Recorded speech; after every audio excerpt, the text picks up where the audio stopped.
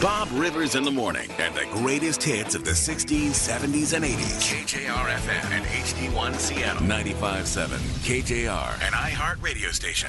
Charles Cross. Charles is the rock and roll historian and one of the premier rock writers in the country. He was at the Triple Door Friday night for the Squeeze show, which made me extra nervous because if you clam up, he'll write about the it. biggest critic in the world is right there. I read some reviews, and actually they were positive of that show. Did anybody say anything about me? That you were If you don't have anything good to say, don't say anything at all. They said special guests included Bob Rivers on keyboards, the voice you hear on 95.7 KJR. They didn't say you were great. Special guests include. They said you were there. I got a participant ribbon. Also That's fine, by the way. That's a win for me. Believe me, a music critic would have let it be known had he had any issues. And they made the terrible mistake.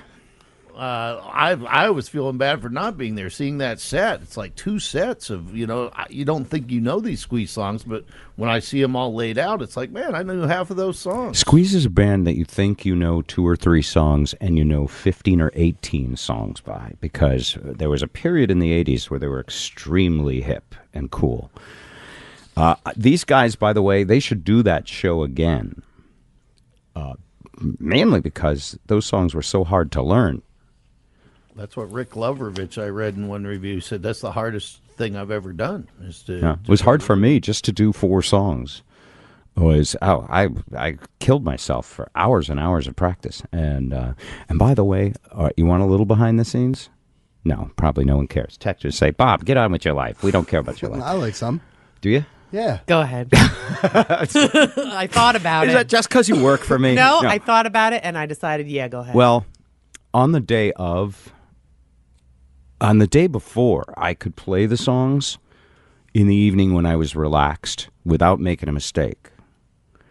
And this is culminating over a month of practicing. But on the day of, I got off the air and I sat here in this room and I plugged in the keyboard and I'm all stressed out because I've just finished the morning show. And I was like an elephant trying to sew a quilt on the piano. I couldn't do anything.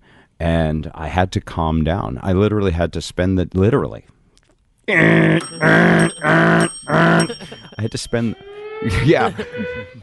the whole day like meditating to be ready for that night. And I didn't do my usual like energy drink to wake up because it was hard. Well, I saw a couple of reviews. I saw some photos. I think they have to do it again just to get some use out of that incredible Super Jam sign that was behind the stage. I mean, great group of musicians. Yeah, it's, that Mark Zyla, the other keyboard player, is he intimidating. He was so good. Is that the guy with the fancy keyboard? He had a couple of fancy chord keyboards, and he could play them both at the same time. I like it when people bring fancy, expensive keyboards in here. Your eyes cross. You totally nerd out. I know, I do nerd. I love that, though. It's cute. But he and his wife do corporate gigs, and he's just a virtuoso. Yeah. Just a virtuoso. By day, works at American Music, which is probably just, that's just his little day morning things, because he's nerd keyboard guy, too. But, it was great. And they had a bunch of guest performers. Anyway, Charles was in there. Charles will be on with us for the Rock and Roll Hall of Fame.